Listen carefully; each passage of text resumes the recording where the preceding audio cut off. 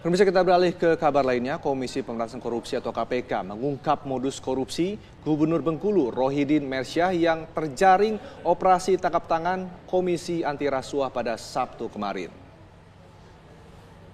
Rohidin disangka memerintahkan Kepala Dinas Pendidikan dan Kebudayaan Pemprov Bengkulu untuk mengumpulkan uang 2,9 miliar rupiah dan meminta anak buahnya itu untuk mencairkan honor pegawai tidak tetap dan guru tidak tetap seprovinsi Bengkulu. Uang haram itu digunakan oleh Rohidin untuk membiayai kontestasi Pilkada tahun 2024. Ia kembali mencalonkan diri sebagai cagup Bengkulu petahana. Rohidin juga meminta para kepala perangkat daerah dan kepala biro untuk menyetorkan uang kepada ajudan gubernur. Permintaan uang itu disertai ancaman pemecatan. Dalam kasus ini, KPK resmi menetapkan Gubernur Bengkulu, Sekda Provinsi Bengkulu, dan ajudan Gubernur Bengkulu sebagai tersangka.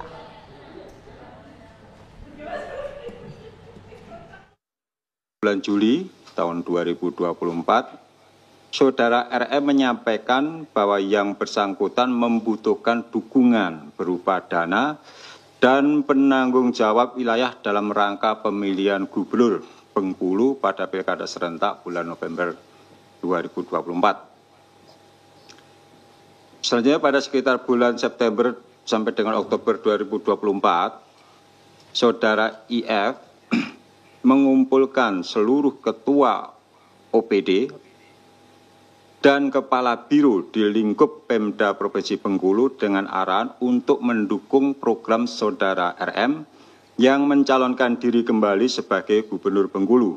Saudara SD mengumpulkan uang sejumlah 2,9 miliar.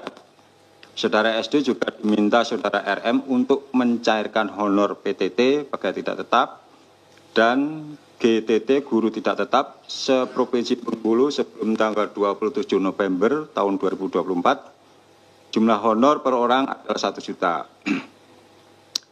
Kemudian pada bulan Oktober 2024, Saudara FEP menyerahkan setoran donasi dari masing-masing satker di dalam tim pemenangan Kota Bengkulu kepada RM melalui EP sejumlah 1.405.000.000 rupiah. KPU Bengkulu menyatakan pihaknya tetap akan menjalankan seluruh tahapan Pilkada serentak 2024 dan tidak terpengaruh oleh OTT tersebut. KPU Bengkulu akan mengikuti peraturan KPU nomor 12 tahun 2024. Dalam aturan itu disebutkan, jika ada pasangan calon yang dinyatakan berhalangan tetap atau ditetapkan sebagai terpidana dalam jangka waktu 29 hari pemungutan suara sampai dengan hari pemungutan suara, maka KPU Provinsi berkoordinasi dengan PPS dan KPPS melalui PPK dan PPS.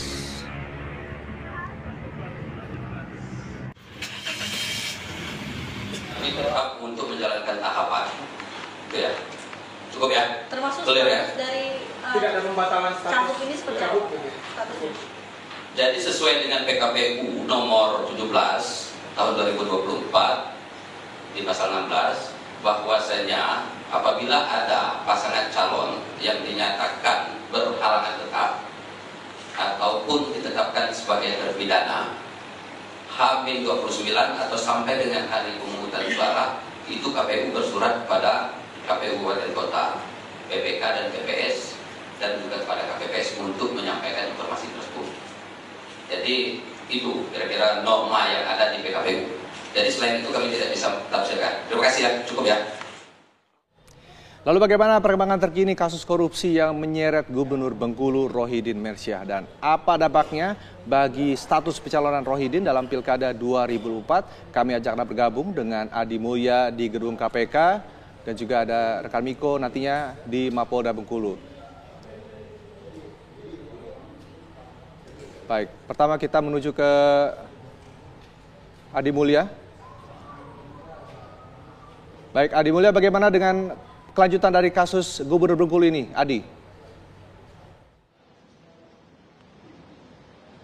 Ya baik, selamat siang Philip dan juga pemirsa. Kita ketahui bersama jika Komisi Pemberantasan Korupsi baru saja melakukan operasi tangkap tangan, dan hasil dari operasi tangkap tangan ini memang terdapat 3 tersangka kini yang telah ditetapkan oleh KPK, di mana ketiga ini merupakan, yang pertama ini Rohidin Mersyah yang jabatannya merupakan Gubernur Bengkulu dan akan mencalonkan kembali sebagai calon Gubernur Bengkulu pada periode 2024 hingga 2029. Lalu untuk yang kedua adalah Istan Fajri selaku Sekretaris Daerah Provinsi Bengkulu, dan yang ketiga adalah Efriansa selaku Ajudan Gubernur Bengkulu. Nah, Philip dan juga pemirsa, dalam kasus korupsi ini memang KPK kemarin telah menggelar konferensi pers kepada media, di mana dalam hal ini terdapat hal atau bukti permulaan yang sudah cukup hingga kasus ini kemudian dinaikkan tingkatannya dari proses penyelidikan kemudian ke proses penyidikan.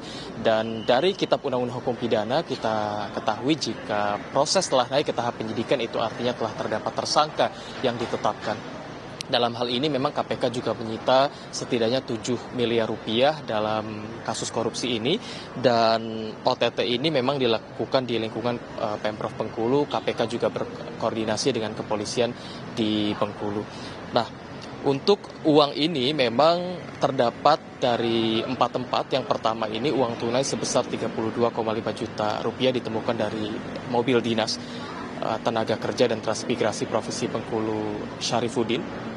Lalu untuk yang kedua, terdapat uang tunai sebesar 120 juta yang diamankan dari rumah Kepala Biro Pemerintahan dan Kesra Provinsi Bengkulu. Yang ketiga, uang tunai sekitar 370 juta rupiah dari mobil Gubernur Bengkulu Rohidin Mersyah. Lalu yang terakhir atau yang keempat, uang sebesar 6,5 miliar rupiah. Sehingga total kerugian negara atau total uang tunai yang disita dalam hal ini memang berjumlah sekitar 7 miliar rupiah.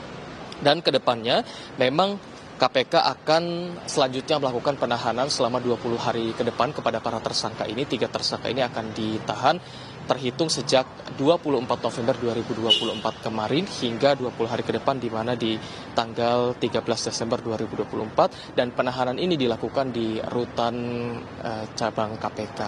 Dan atas perbuatan tersangka ini memang para tersangka ini melanggar pasal 12 huruf E dan pasal 12B Undang-Undang Nomor 31 Tahun 1999, dan sebagaimana telah diatur atau diubah dalam Undang-Undang Nomor 20 Tahun 2001 Junto Pasal 55 Kitab Undang-Undang Hukum Pidana. Update saat ini memang para tersangka telah ditahan selama 20 hari ke depan karena memang melanggar pasal-pasal yang terdapat dalam Undang-Undang Tindak Pidana Pemberantasan Korupsi. Untuk sementara demikian, Philip, kami kembalikan kepada Anda di studio. Baik, terima kasih Adi Mulya. Selanjutnya, apa perkembangan dari penyelidikan di Mapolda Bengkulu akan disampaikan oleh Miko. Silakan.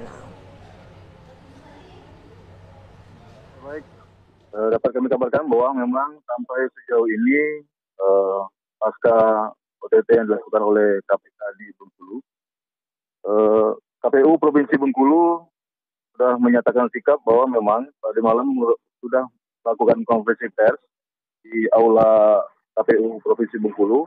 Dalam konferensi tersebut, Ketua KPU yaitu Rusman Sudaksono menegaskan tahapan pilkada yang saat ini masih berjalan terus berlanjut, kendati salah satu pasangan calon yaitu Pak Rohidin Mersyah pasangan nomor 2 ditangkap oleh KPK.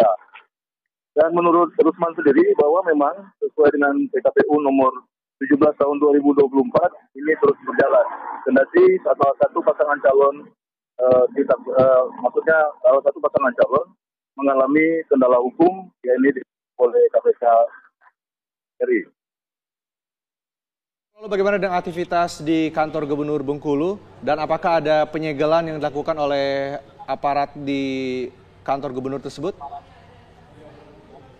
Ya baik, memang dapat kami laporkan memang pada saat dilakukan penangkapan Pak Rohidin Mersyah di Bengkulu, ada beberapa lokasi yang dilakukan penyegelan oleh KPK. Di antaranya ini ada di rumah Sekretaris Dinas, yakni Pak Istan Fajri, dan juga di beberapa perkantoran yang ada di jajaran pemerintah daerah Provinsi Bengkulu, begitu juga dengan kantor gubernur. Namun sampai sejauh ini tidak mengganggu aktivitas dari birokrasi ASN yang bekerja di beberapa lokasi yang dilakukan penyegelan oleh KPK tersebut.